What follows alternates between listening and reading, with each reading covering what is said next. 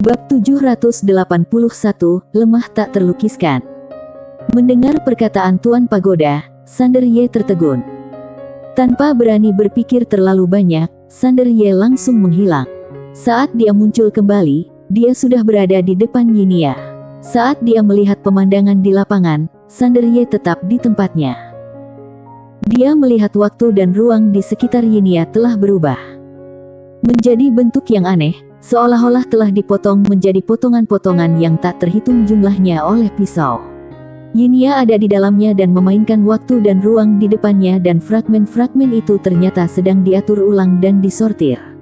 Segera setelah itu, tubuh Yinia menjadi ilusi, padat, menghilang, dan muncul kembali dengan aneh.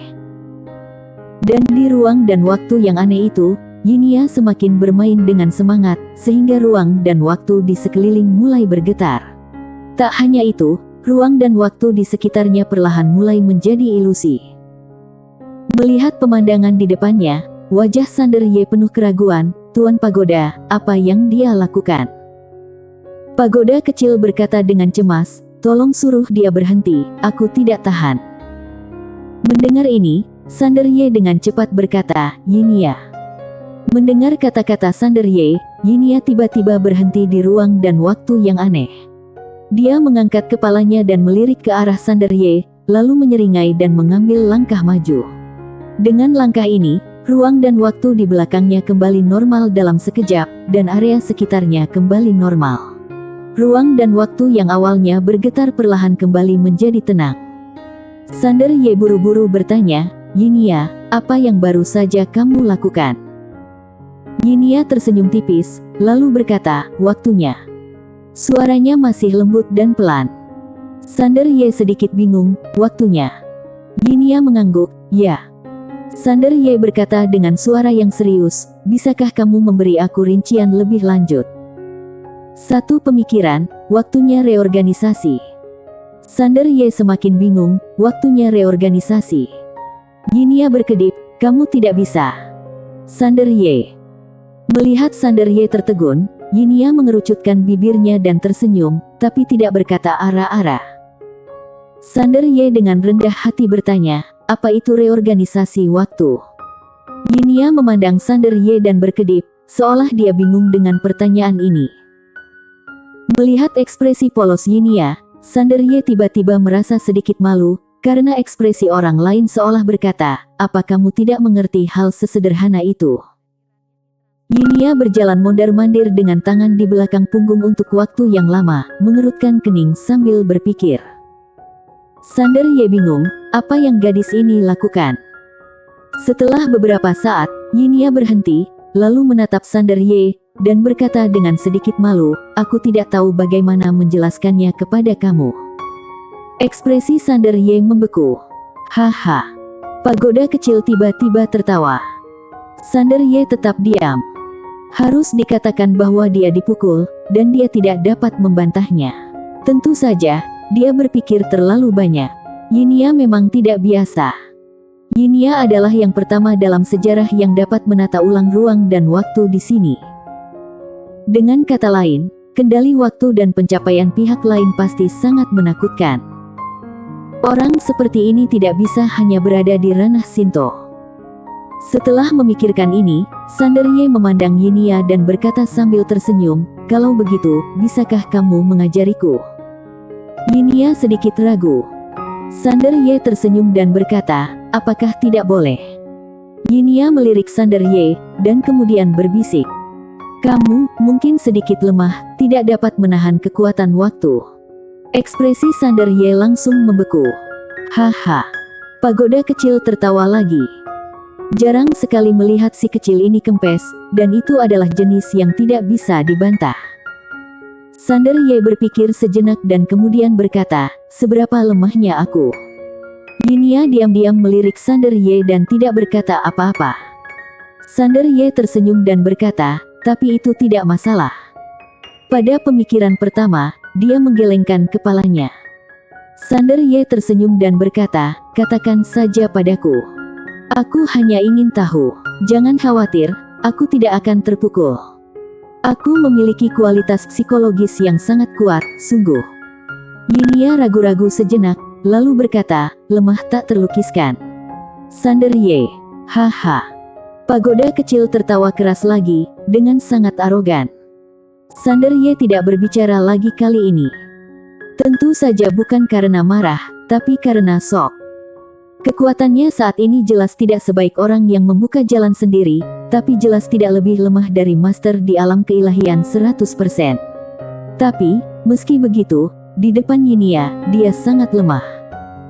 Seberapa kuat gadis ini? Dia tidak merasa Yinia berbohong. Bagaimanapun, wanita ini dapat mengatur ulang ruang dan waktu khusus di sini. Sander Ye menarik kembali pikirannya dan berkata, apakah kamu datang kepadaku secara khusus? Dia memutuskan untuk langsung ke pokok permasalahan.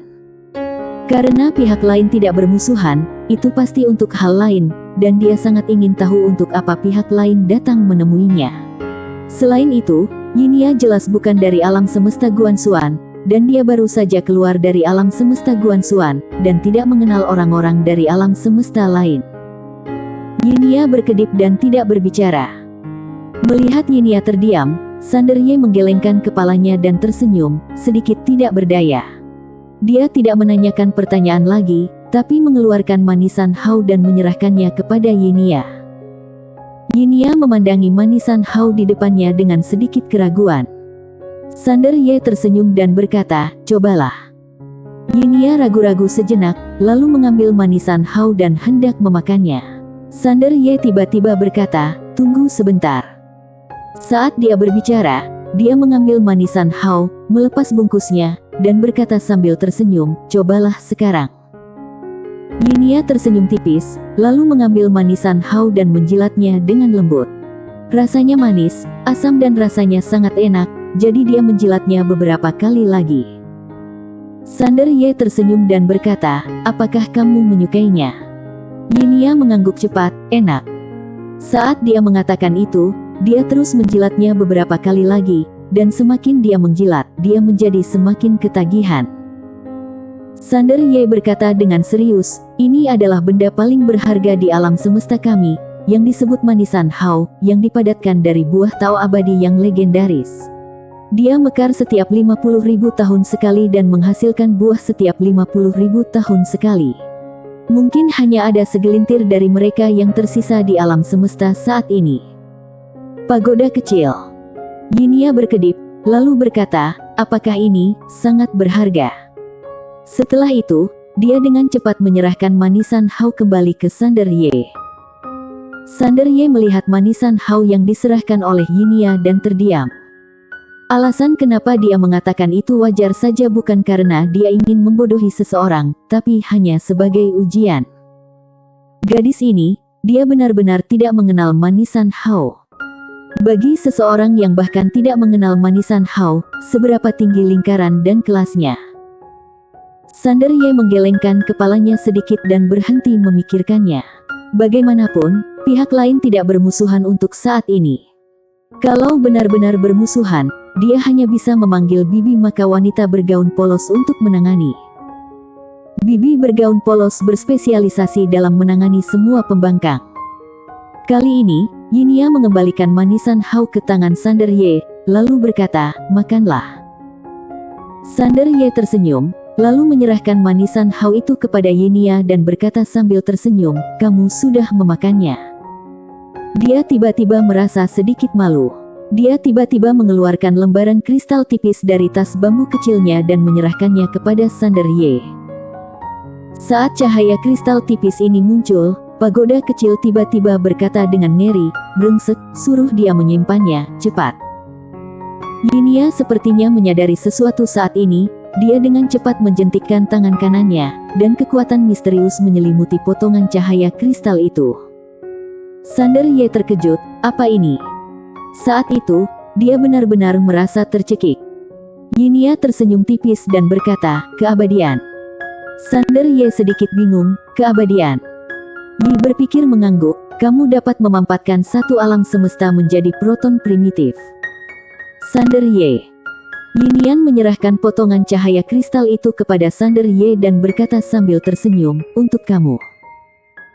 Sander Ye tidak menerimanya, menggelengkan kepalanya, lalu berkata, sebenarnya, apa yang baru saja aku katakan adalah kebohongan. Ini hanya manisan hau biasa. Saat dia berbicara, dia mengeluarkan segenggam besar manisan hau dan berkata sambil tersenyum, lihat, aku punya lebih banyak lagi. Yinia berkedip, lalu tersenyum tipis dan tidak berkata apa-apa. Sander Ye tersenyum dan berkata, aku tidak punya niat buruk lainnya.